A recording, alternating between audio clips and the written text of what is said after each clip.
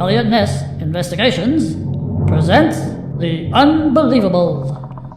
Taylor.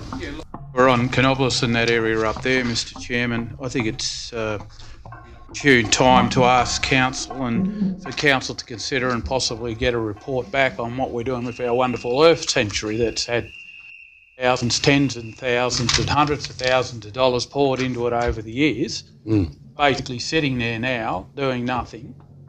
I know I asked years ago if there was a possibility that we could have maybe promoted it or turned it into a sanctuary there at one stage for Tasmanian devils that were afflicted by the cancer that they had in Tasmania, and they were looking for mainlands where they could be secluded from that disease, and it was ruled completely out of order.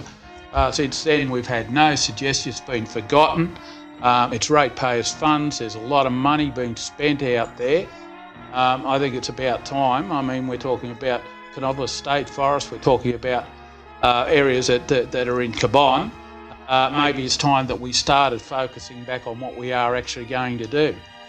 There would have been a lot of money, I'd imagine there was, spent on plans of management out there, and there would have probably been a lot of great plans in the past, but nothing's come to fruition.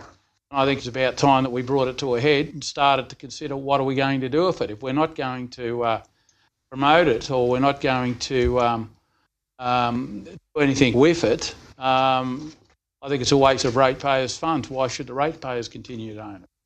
That's a good question, Councillor Taylor. I think we'll take that on notice. Bring a report back. A report back? Yeah, I'm quite aware of the land that he's talking about. It's right opposite the entrance to Lake Canopolis. Oh boy. Yeah.